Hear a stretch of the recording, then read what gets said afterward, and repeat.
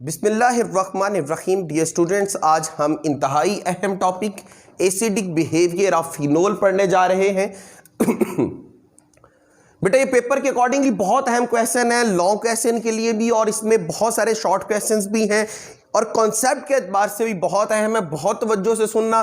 बेटे, पहली चीज जो आपको सबसे पहले बात समझ जानी चाहिए, जो पहली इंफॉर्मेशन होनी चाहिए, वो ये है कि फिनोल है acidic but much more acidic than water and alcohol। बेटे, अल्कोहल और वाटर से ज्यादा एसिडिक है but less acidic then carboxylic acid. Carboxylic acid, यह बात मेरा ख्याल आप समझ गए होंगे।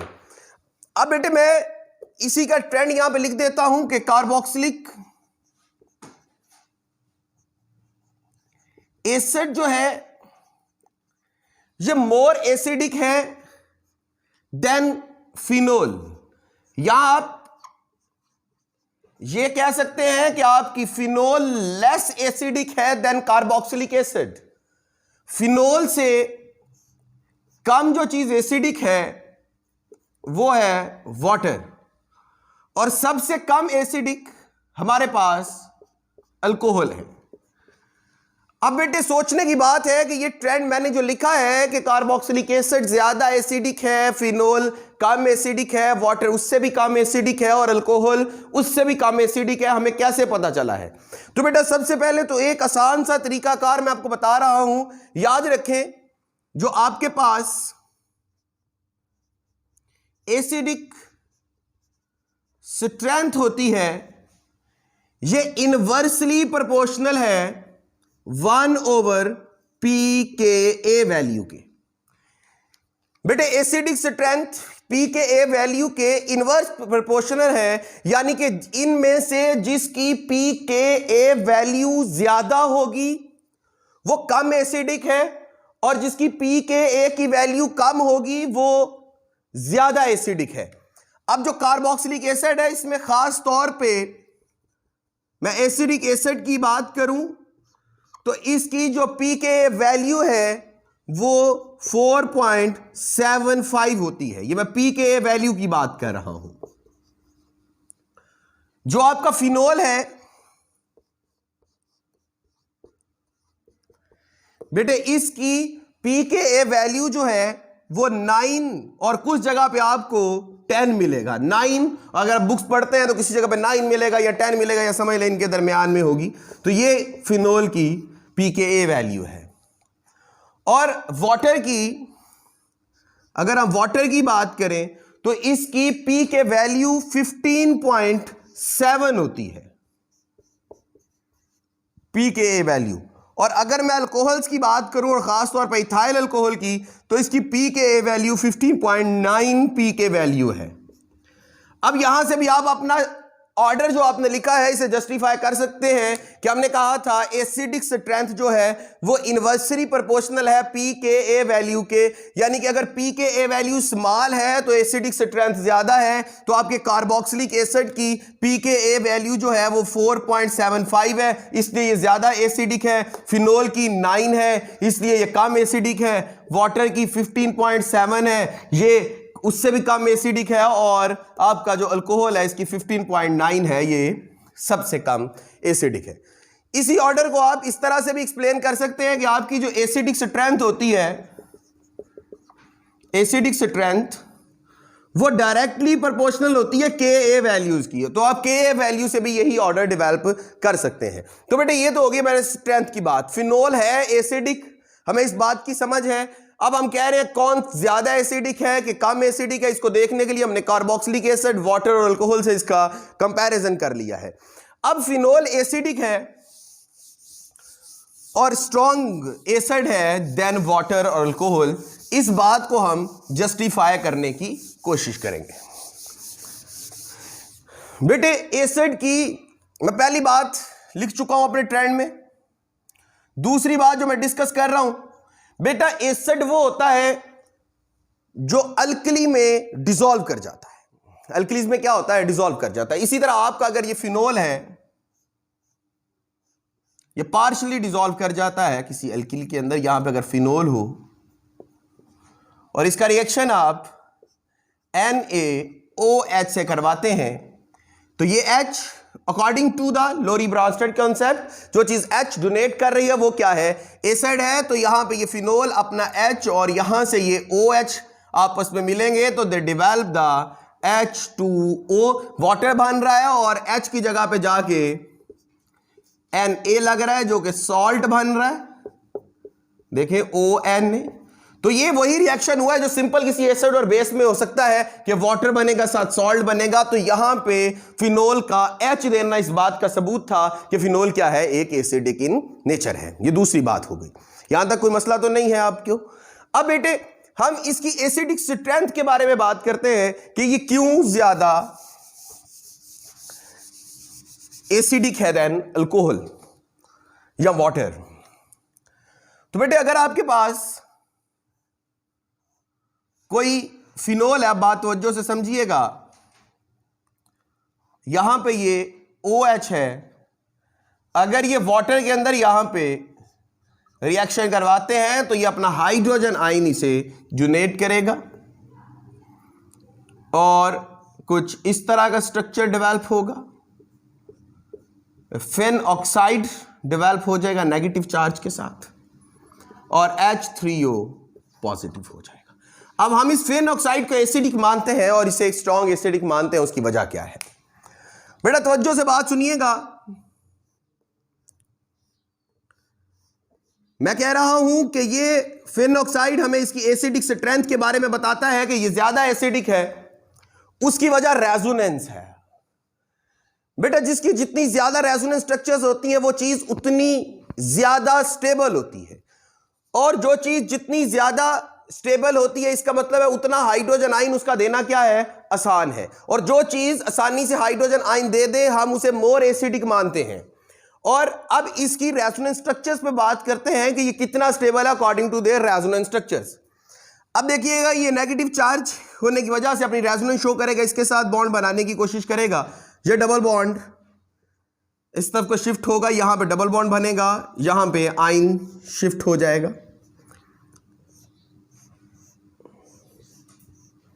गौर करें तो यहां पे ये ऑक्सीजन के साथ यहां पे डबल बॉन्ड डेवलप हो रहा है। अब मैं सिर्फ बच्चों को समझाने के लिए बता रहा हूं रेजोनेंस का फिनोमिना। ये वाला जो नेगेटिव चार्ज है इस वजह से ये ऑक्सीजन इसके साथ बॉन्ड बना रहा है तो यहां पे डबल बॉन्ड हो जाएगा, और ये वाला जो बॉन्ड है ये वाला बॉन्ड बेटा ये शिफ्ट हो जाएगा आगे ये इलेक्ट्रॉन, तो इसके ऊपर यहां पे क्या आ जाएगा? Negative charge. क्या आ जाएगा? Negative charge. ये रेजोनेंस देख रहे हैं जी। अब इसकी ये एक रेजोनेंस शेप है, एक रेजोनेंस शेप और हो सकती है कि ये नेगेटिव यहां पे इसका बॉन्ड बनाने की कोशिश करे तो ये वाला बॉन्ड इस चार्ज को आगे शिफ्ट कर दे। इसकी नेक्स्ट रेजोनेंस शेप क्या हो सकती है? ये देखें, ये डबल बॉन्ड ऑक्सीजन, अब यहां पे डबल बॉन्ड डेवलप हो गया है और ये नेगेटिव चार्ज इस कार्बन पे आ गया है और यहां पे क्या है? Double bond. बात समझ आ रही है? अब इसकी एक और रेजोनेंस शेप हो सकती है कि ये नेगेटिव चार्ज की वजह से इस तरफ को बॉन्ड डेवलप हो और ये इस तरफ को इलेक्ट्रॉन शिफ्ट हो और इलेक्ट्रॉन नेगेटिव चार्ज यहां पे आ जाए।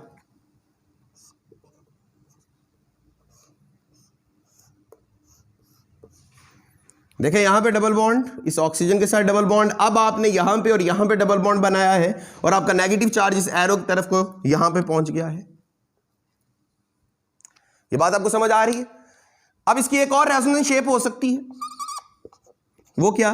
कि ये इसके साथ बॉन्ड बनाने की कोशिश करे और ये वाला आयन वापिस ऑक्सीजन की तरफ शिफ्ट कर दिया जाए। तो यहां पे रेजोनेंस शेप देखें, यहां पे डबल बॉन्ड, यहां पे डबल बॉन्ड, यहां पे डबल बॉन्ड और ऑक्सीजन के साथ सिंगल बॉन्ड और ऑक्सीजन और इसके ऊपर नेगेटिव चार्ज। बेटा ये है shape, resonance shape of phenol या फेन ऑक्साइड। बेटे फेन ऑक्साइड की ये जो शेप बता रही है ये बताता है कि आपका फेन ऑक्साइड जो है एक स्टेबल है। ये क्या है? एक स्टेबल है। क्या है? स्टेबल है due to resonance structures. Then किससे बेटे? Then alcohol. अब अल्कोहल की बात भी करते हैं। ये ज्यादा स्टेबल है और जो चीज ज्यादा स्टेबल होगी इसका हाइड्रोजन आयन देना क्या है? आसान है, क्योंकि इसके अंदर ही स्टेबिलिटी है, इसलिए ये हाइड्रोजन देगी और वापस नहीं लेगी, और स्टेबल होगा इसलिए अपना हाइड्रोजन आयन आसानी से दे देगी। और हमने लॉरी ब्रास्टर के कॉन्सेप्ट के मुताबिक हमने पढ़ा है कि जो चीज हाइड्रोजन आसानी से दे दे वो क्या है? मोर एसिडिक होती है। क्या होती है? मोर एसिडिक होती है। यहां तक बात समझ आ गई आपको?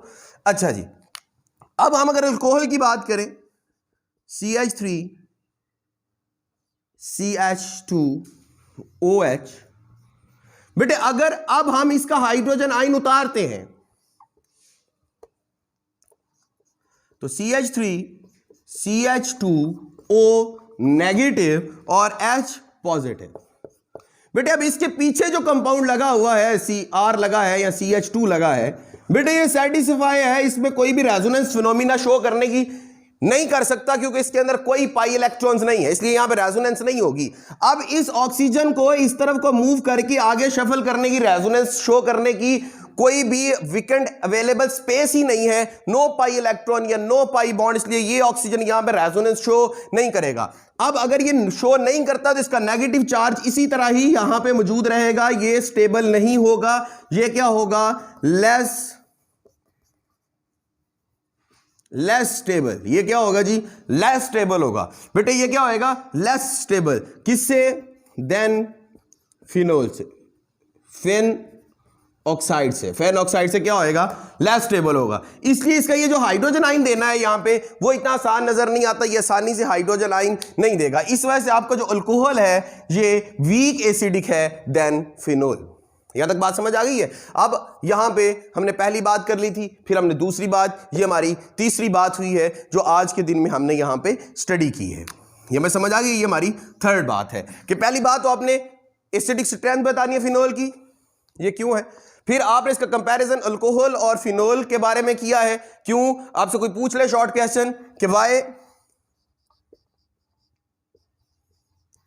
Phenol are more acidic than alcohols, तो बेटे आप उन्हें कहेंगे इस वजह से कि जो फेन ऑक्साइड यहां पे आयन बनता है ये वाला, ये आपका क्या है? मोर स्टेबल है। इसके मोर स्टेबल होने की वजह रेजोनेंस है, जबकि जो आपकी अल्कोहल है इसके अंदर क्या नहीं होता बेटे? रेजोनेंस नहीं होती, ये स्टेबल ऑक्साइड आयन नहीं बनाती, इस वजह से ये क्या है? वीक एसिड है। तो मेरा ख्याल है अब मेरी बात समझने में कामयाब हो चुके होंगे। इसके अलावा भी अगर आपने अल्कोहल और फिनोल का कंपैरिजन करें तो आपके पास जो फिनोल है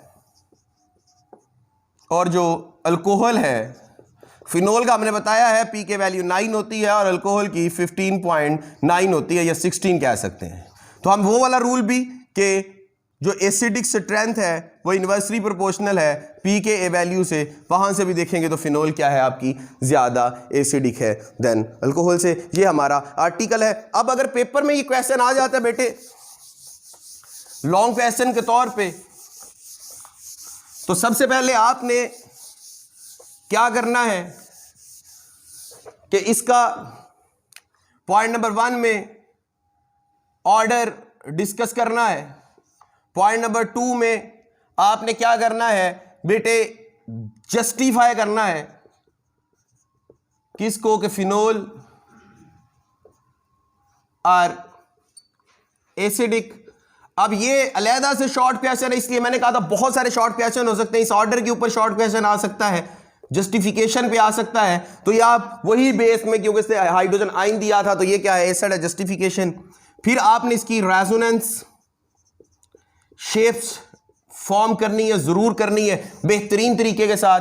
फिर उसकी स्टेबिलिटी डिस्कस करनी है। 4th नंबर पे अल्कोहल के बारे में बताना है कि ये क्या है? Less acidic. फिर आपने इन दोनों की 5वें नंबर में रीजन लिखनी है और रीजन में आपने इसकी रेजोनेंस के बारे में बताना है, और ये strength acidic strength directly proportional है 1/pKa, या एसिडिक स्ट्रेंथ डायरेक्टली प्रोपोर्शनल है Ka की वैल्यूज़ की। तो अब तीनों की pKa की वैल्यू लगा के आपने फिट करके यहाँ पे लास्ट में अपना रिजल्टेंट भी देना है या समरी भी देनी है। तो अब यहाँ पे हर एक पॉइंट शॉर्ट क्वेश्चन भी है और ये एक लॉन्ग क्वेश्चन भी है। इसे बहुत अच्छी तरह से तैयार करिएगा। अपना बहुत सारा ख्याल रखिएगा। अल्लाह हाफिज़, फी अमान अल्लाह।